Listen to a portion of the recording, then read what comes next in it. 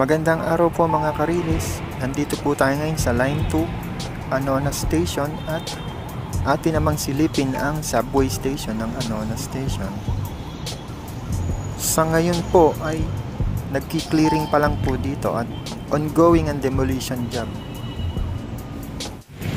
Titingnan po natin ang mga structure na naapektuhan dito, maging business establishment at mga residential area. Kagaya po nitong Astrotel na sa kabutihang palad naman ay nakikipagkaisa sa gobyerno upang mas mapabilis ang konstruksyon ng ating subway project.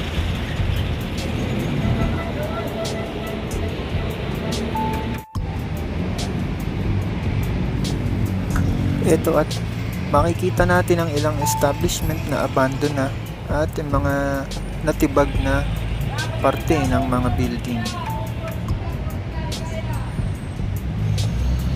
Yung mga gantong may marking stamp o sticker, yan po ay mga tanda lang na sakop sila ng project. Maging yung parking lot na ito ay sakop din ng subway station.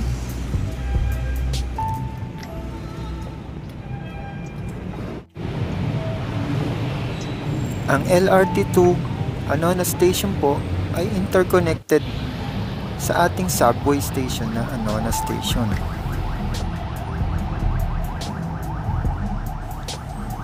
Ito ay nasa Aurora Boulevard at proportion sa F. Castillo Street dito sa Project 4 QC. Makikita po natin sa demolition map yung mga titibagin na yan, yung mga green marks at pink marks na yan. Nandito po tayo ngayon sa Luna Street at ating silipin ang lawak ng project na ito. Yung mga nakikita po nating may mga sticker stamp, yan po ay yung mga parte ng subway station. Karamihan po dyan, mga abandonado na. Pero yung iba may mga nakatira pa rin. May mga sticker stamp na kulay green, gaya nung nakita natin sa demolition map. Meron ding mga pink at meron ding ilan na light blue.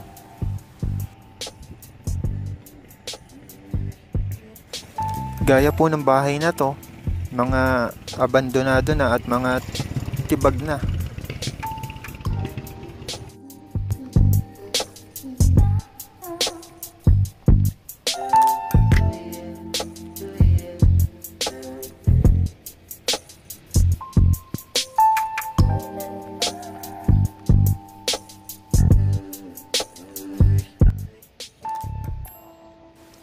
Lipat naman po tayo sa kabilang street dito sa Bugalyon Street.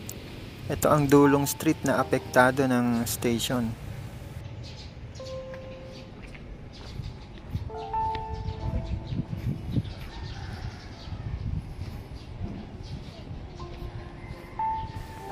Maging yung matataas na bahay po na yan, kasali din po yan sa mga ma-demolish dahil may mga sticker stamp din po sila. Maging itong controversial na Gentle Hands Orphanage Center ay nakasama din o napabilang sa parte ng subway station.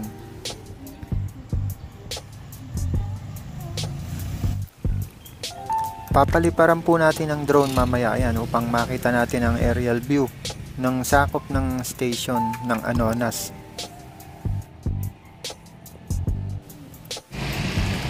Ito po yung Gentle Hands Orphanage.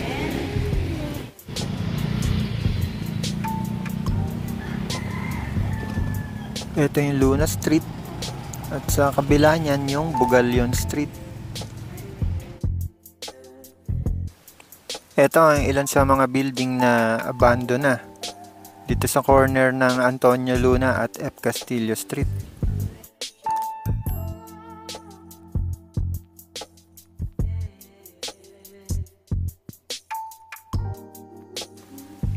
Ito at silipin natin ang aerial view. Iangat ko lang ng mga 180 o 200 meters.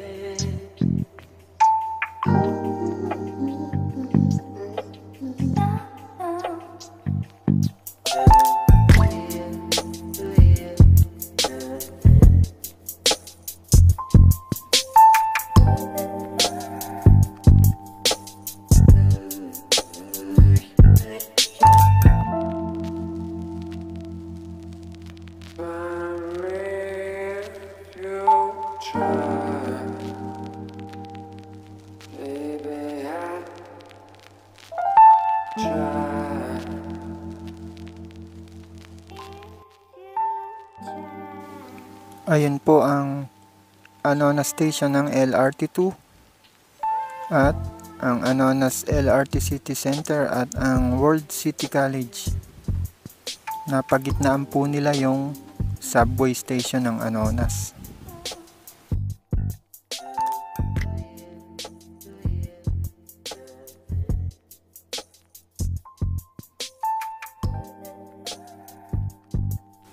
Makikita natin kung gaano kalawak ang subway station ng Anonas.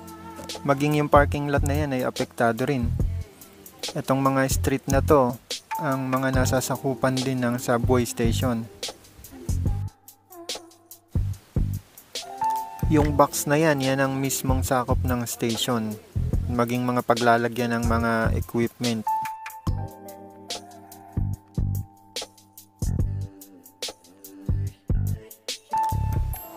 Silipin naman natin ang ilan sa mga site plan ng station. Meron siyang dalawang entry point. Makikita natin doon sa dalawang arrow na blue. Ayun, yung isa sa Aurora Boulevard side at isa sa may F. Castillo side. May mga busway din siya para sa mas madaling access sa mga sakayan. At may mga future terminal din niya na nakaabang. Ito ay interconnected din sa ating Line 2 para sa mas pinadaling paglipat sa mga ibang linya ng ating mga tren.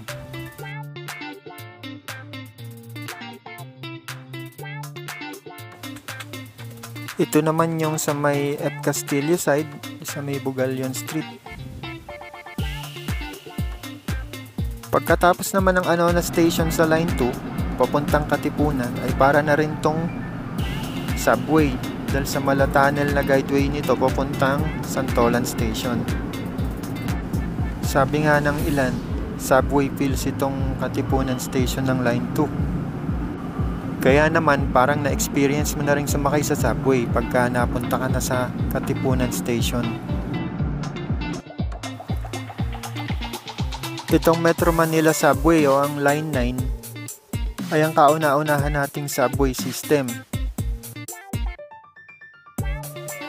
Pero sa ginagawang NSCR project, particular na sa Phase 3, ang FTI Station at ang Bikutan Station ay subway din.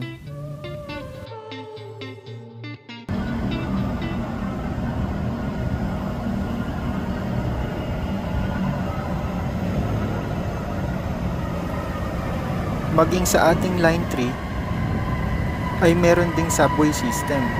Ito ay sa may Ayala Station at sa may Buendia Station.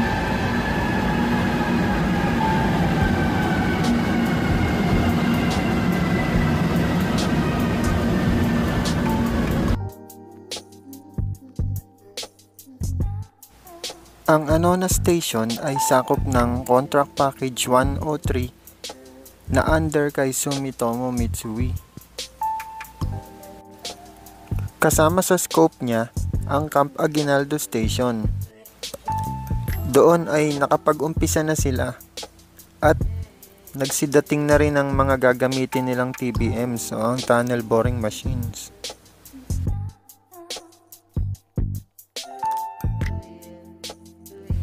Mataas ang inaasahang ridership ng subway project na ito. Kaya naman gumamit din sila ng 8-car EMU na kagaya ng sa NSCR project.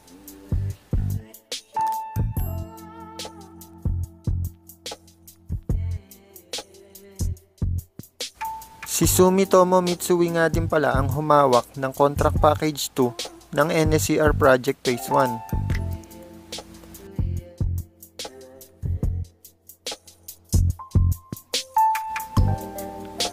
Ano ang masasabi niyo sa proyektong ito? Excited na ba kayo? Isa ba kayo sa nakatunghay at nakasubaybay sa proyektong ito? Kung nagustuhan niyo po ang update na ito ay paki-like and share na lang po ang video na ito. Mag-subscribe na din po kayo sa aking channel at samahan niyo akong tunghayan ang mga daang bakal sa ating bansa. Hanggang dito na lang po muna mga kariles at abangan ang susunod na episode. Shoutout nga po pala sa mga palagi kong kasama sa pagtitrain spot kay Sir Kyle Gabina, kay Sir Aldric De La Torre, kay Sir JCM, kay Sir Rojo, kay Sir Cyrus. Shoutout din sa mga admins ng Peter, Sir Dirk, Sir Jan, Sir Carl, at sa lahat. Shoutout din kay Ma'am MJ na siyang platform guard sa Baclaran southbound. Shoutout din sa mga tropa nating train driver sa PNR, Boss Boots, Sir Don, Kuya Balbas, Sir Ogie, at kay Sir Selski na IRT in charge sa DMT sa Sangandaan. Shoutout mga boss. Shoutout Sir Aris, Sir TJP, Sir Ferdinand, Franklin, Sir Gab, Sir Jared, si Peter Giro, Sir Mebs. Shoutout din kay Sir Kenneth at Sir Clarence Pitok, kay Sir Kyle PH, kay Sir Mark Edmond, Sir Martin. Shoutout. Siyempre pati kay Arkin, kay Dunkirk, kay Sir Nino sa Bicol, shoutout. Kay Sir Caleb ng C3,